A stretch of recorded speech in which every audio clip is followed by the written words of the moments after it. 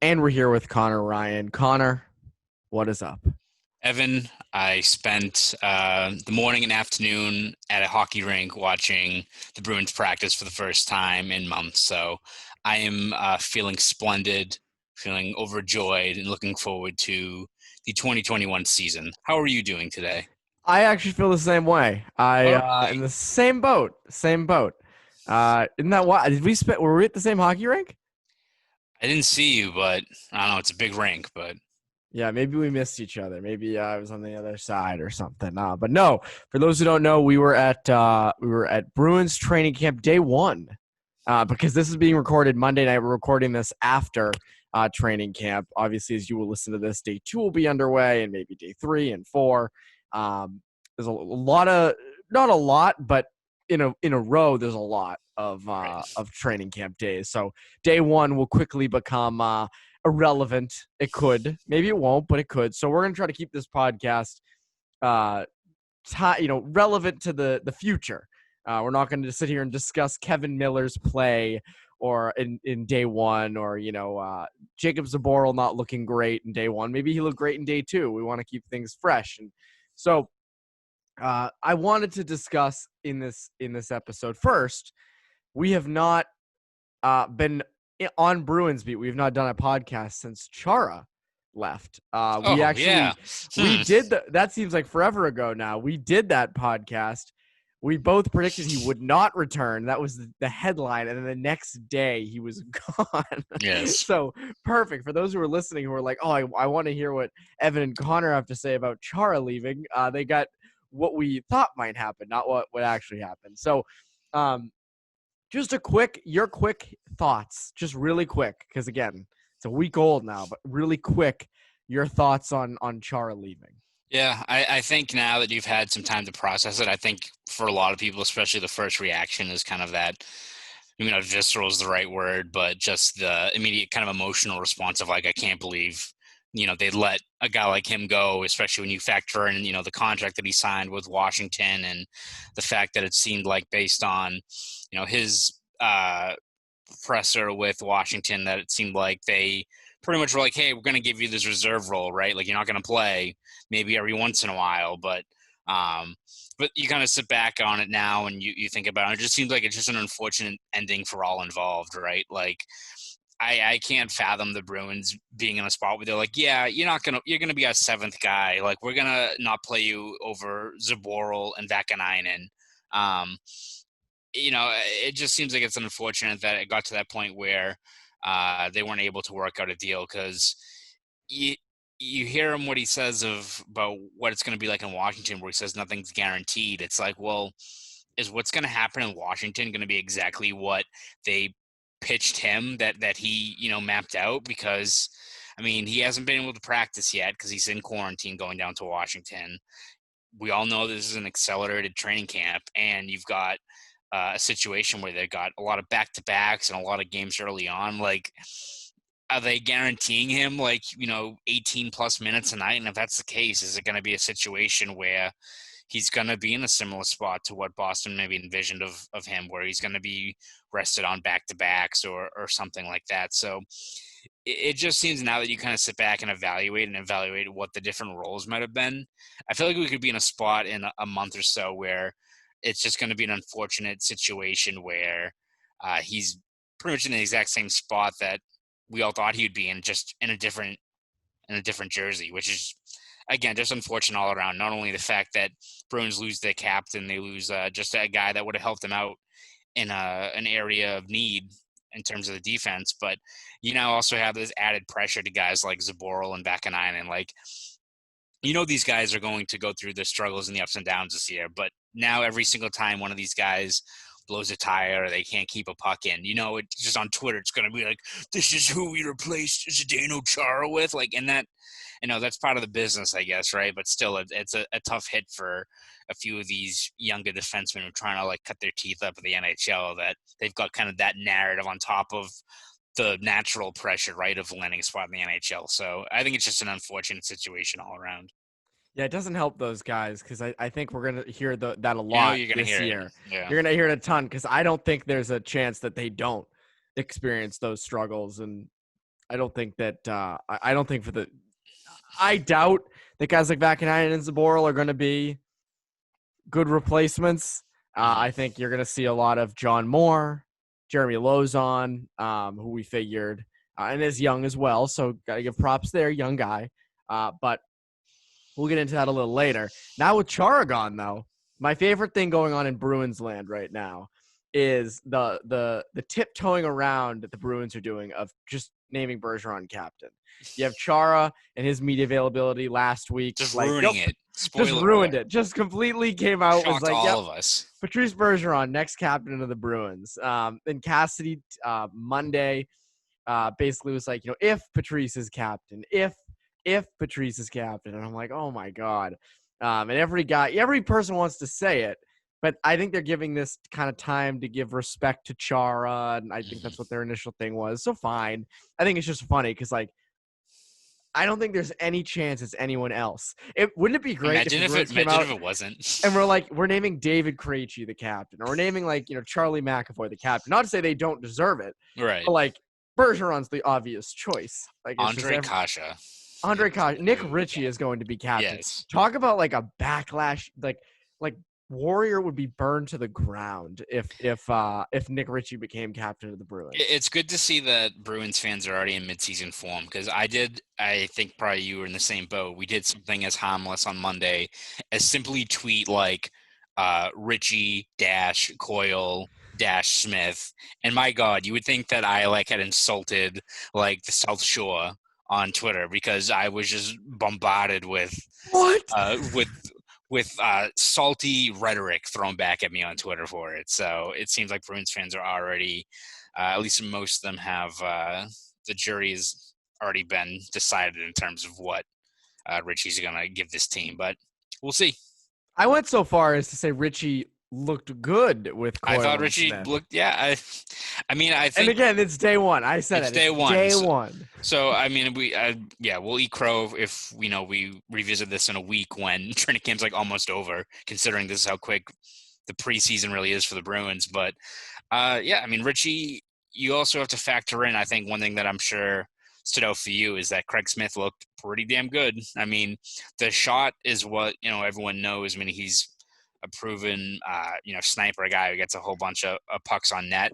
But also, I was kind of surprised at how, good his skating was. It seemed like he was really good on, a couple of those drills there, was, finishing a lot of the passes Coyle was sending to him. But I think when you have a guy like Coyle, who's a puck possession guy, but you also have this guy who can operate in space like Smith, I think that also maybe opens up a guy like Ritchie a little bit more space to, go down low or throw his weight around. And again, I think that's going to be the biggest thing for him, is just committing to that role, because I think people were excited to see what Brett Ritchie was going to do last year early on. But for as big of a guy as he is, he was kind of every time you'd watch him, he'd be over at the half wall. All right, man, please go down to the crease. Please just sit there. So, I mean, if Ritchie does that, I think you've got I already think you've got a good third line there with Coyle and Smith. But if Ritchie can contribute, I mean, whatever gets that line rolling, right? Yeah, exactly. I know. It's one of those things when you say Ritchie's good, you got to be like, well, but it's all, you have to preface it because people jump on you. But it's also because Anders Bjork was in Group A as well. So it's also something that you have to think about. But I think another candidate for the third line left wing spot when Pastrnak is healthy is Studnicka. I think Studnicka is obviously a candidate for that third line. Studnicka seems to be a candidate everywhere. I thought he looked great in day one. Yes. I don't imagine I think that's gonna age well. I think Studnicka looks good for the rest of camp and plays next to Bergeron on opening night. But he's someone that looks like he's made a real jump. And we both thought he looked great in the playoffs, but it looks like he's gotten a little bit better. Yeah, I mean, I think we've mentioned it. I mean, I can't even think about how many times we've talked about just his game up in Toronto and how what stood out is not just, the skill, but more or less his ability to, go to the dirty areas of the ice and generate quality looks. But you watch, especially in practice, where, he's got that kind of open ice in front of him. He finished quite a few plays today with a shot that he's been working on. Just seems like a guy that, especially, it seems like they're committing to, carving out a role for him. And I think as much as you would view like, all right, you're going to start your first full season on the top line, that'd be like a high pressure spot. But that seems like a spot that if you're a young player or if you're the team wanting to ease a guy into it, what better place to start him with than with Bergeron and Marchand? I mean, that's kind of what they did with Sagan for a while. That's what they did with Andrews Bjork when he first started up here in 2017. It seems like that's kind of a good way to ease these guys in when you've got a responsible two-way line to play with, along with two all-pro, legitimate guys like that, right? So, I mean, he could, Studnicka could just hang around grade A ice, and most likely he's going to get some scoring chances coming his way. So, and again, that's a best-case scenario for the Bruins is you get him rolling early. He's feeling confident up in the NHL. He's scoring the first few games. Then Pastrnak comes back. You either have Studnicka you can put further down the lineup where he's in a groove, or, I mean, we talk about it all the time, but if you want to move Pasta down and Studnicka's in that spot and you balance out the scoring, that could also be a situation. So it's encouraging at least to see that rather than, seeing how Studnicka would fare as being one of those guys in that pool of skaters. It seems like they're making a committed effort to, putting him in a featured role early and try to get him in a groove, because you don't have a lot of time over the next few weeks to kind of get these guys ready before the games really start to matter. And it's funny, we mentioned this between Group A and B. The past couple of years, there's been a lack of depth sometimes on offense, and where we're kind of like, well, do they have someone who can fit that right side next to Krejci? Obviously, that's been forever. But, they have someone who can fit the left side or right side of Coyle. Like, what is the deal there? And it feels like this year, it's more like who's the odd man out, because there's going to be people who are going to be watching games from level 9 that necessarily wouldn't be sitting for a different team. I mean, you have guys like Bjork and Ritchie and potentially Studnicka at times. And, when it comes to the fourth line, we kind of seclude the fourth line from everything else. Mm-hmm. Like we almost put like the top three lines together and then like the fourth line. Yeah. But you wonder about guys like Chris Wagner and even Par Lindholm and Greg McKegg and what the deal is down there. I mean, Frederick, like you've got Trent Frederick as well. And I thought he looked good in day one. Yeah, he looked really strong on the puck. But I think that's also one thing where even if you want to, I'm sure we'll talk about this in other podcasts and stuff later, but even if you want to just focus on the fourth line and kind of have that own separate pool of players, like there's a lot of bodies that you could see fitting in there and not enough spots, right? I mean, you've got Corrali, but you'd imagine Wagner has a set role there, but, what if a guy like Frederick pushes, or, you have Lindholm or McKegg, or even like a guy like Kuhlman, who is probably better suited in kind of a north-south straight line role. Like there's a lot of different guys that could factor into that grouping too. So it's a good problem to have if you're the Bruins. I'd imagine they'd wish they'd had like a full actual training camp to really see how these guys could do over the course of preseason games and stuff like that. So not ideal, but still a good problem to have, I guess, when you've got too many forwards for only so many spots. The 1 year that they don't have the full training camp. Yeah, exactly. They're stacked on offense. Where they're not stacked, though, is defense. Obviously, that's something we've touched upon quite a bit. But when you look at defensively, this is a team, as we have said all offseason, the left side is barren. That kind of was the feel even if Chara stayed, but now Chara gone, it's just like open season on the left side. Now, day one, the pairings were Jeremy Lauzon and Charlie McAvoy, Matt Grzelcyk and Brandon Carlo, and those make sense. I don't have any big gripes with it, except the fact that I wish you could pair a better left shot defenseman with McAvoy. And I think that's like kind of, I think where people are going to have a tough time with. I think that's why I kind of wanted Grzelcyk there. Yeah. Again, it's day one. Yeah. Grzelcyk could be with McAvoy tomorrow. They were in different groups. Right. But at the same time, I think there's legitimate question about Jeremy Lauzon. Bruce Cassidy is, sat him in the postseason, but likes him in general, talked really well of him on Monday. So I feel like in the top four, my little prediction, I don't know if this is a hot take or not, but you're going to see Jeremy Lauzon start there to start the season. Going to struggle a little bit. And then you're going to see John Moore up there. And you're going to watch Bruins Twitter, Bruins fans, Bruins everything just lose their collective minds. And I don't think Moore's as bad as people say he is. I don't think he's great. But I think if you want to put him in there temporarily as sort of like kind of Stopgap. stopgap. I think he can do it. Yeah. Maybe. I mean, I was kind of not surprised because, again, as I think we've mentioned many times already, day one of camp. But it is definitely interesting to see them go with, McAvoy, Lozon, and Kalo Grizzlick, just because it seems like the numbers would point more to kind of those groupings being switched around a little bit. But you can make the case for it, right? I mean, Lozon is maybe more of a steadier defensive guy, and it opens up McAvoy a little bit more.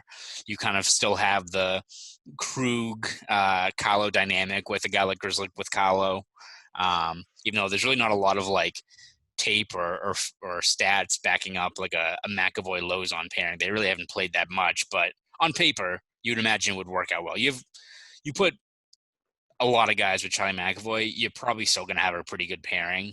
But I think the biggest question is you go kind of beyond that, then you figure out what the third pairing is, and they got a lot to work on in terms of just identifying who are the logical picks. Like, are they just going to roll with John Moore and Kevin Miller, or is it going to be a guy like Zaboral, who I thought was kind of iffy on day one? Does he stand out? Does Vakanainen make a push? Or, I mean, are one of these college free agents that I think some people are pretty high on, like, is Nick Wolf going to, fight for a spot? Is Shaka Sean going to land a spot? Like, who knows? Like, if one of these guys make a crazy push, like Nick Wolf reminds me of like an Adam McQuaid, which I think he needs some seasoning, but that's like a guy who kind of came out of nowhere and just became like just a stalwart on that third pairing. So still a lot to be determined for sure, but we'll see if Cassidy switches things up, because I'm sure this whole narrative is going to get flipped on its head when we get there on Tuesday for day two. Yeah, I mean, you look at it and you look at sort of, your third pairing guys. I mean, you have obviously Zaboral and Vakanainen, and you have Connor Clifton. You have Kevin Miller, who looked great on day one. Everyone was I didn't think he was that great in the early drills, and then he kind of turned it around. Again, we talk about it like it's a game. It's just it's a practice. Yes. People look good and stuff and bad in others. But, you have John Moore, you have Connor Clifton, you have Jeremy Lozon. So it's like you have these fringe guys, and some of them are being thrust into top four roles. And in some ways, like we talked about on the offensive front, you have guys who are going to be left out. Feels like you're going to have guys who are going to be left out on defense. Your worry, though, is that they leave out the wrong guys, and they put in the wrong ones. So they make the wrong decisions. I just worded that terribly. But you leave out the guys who would have fit in the lineup, and you put the ones in who would not. So, you have Jacob Zaboral playing, and dare I say, like John Moore not playing, and not as good. But so I think that's sort of the thing where, like, it's tough to go off of one day camp. This is kind of I guess we could say that for the whole episode. You can't go off one day for this whole thing, but I don't know, man. I don't see how Jacob Zaboral or Vakanainen, there's not that bite to them, Like, that's totally an eye test thing, but there's not that urgency. There's not that, like, Zaboral had a tough time against people in one-on-ones. Vakanainen, Frederick was knocking him around a little bit. Yeah, Vakanainen looks at times like there's not that urgency. I know Vakanainen's not been known as a practice player. Cassidy used to get on him because he wasn't practicing hard enough. Yeah. You'd think that he would get that message. I don't know. To me, with those guys, I don't see it with them. I think it's going to come down to Lozon and John Moore on the left side, and they'll play Zaboral. They'll play Vakanainen. They'll play them. Those guys will get time, especially if there's a COVID bug or they just get injured in general. Like, you can never have enough defensemen, so they're going to play. But I just wonder how fast we look at it and go, oh, this is not going to work out. Yeah, I mean, I'm looking forward to seeing, especially now that there's not going to be any preseason games, I think you're going to see quite a few inter-squad scrimmages over the next week. And I'm looking forward to seeing Zaboral, because I don't think we've really seen him in like a game setting. We've seen him in drills. We've only seen him up in the NHL, I think, 2 total games, right? So, when I haven't been watching, game tape of Providence, with him in the lineup, but seems like he's a guy that is surprisingly physical when you see, some scouting reports, and there's a guy that someone I think mentioned that he's kind of like an offensive lineman in football, right? Where you don't really notice him that much, but that's not always a bad thing. Like, he's just kind of smooth, good first pass, doing kind of the little thing. So we'll see how it is when the ice opens up into a somewhat of a game-like setting. But again, it's tough to draw conclusions off of one day. But again, it's not like Cassidy and his staff have an extended window here to see how these guys kind of fare up at this level.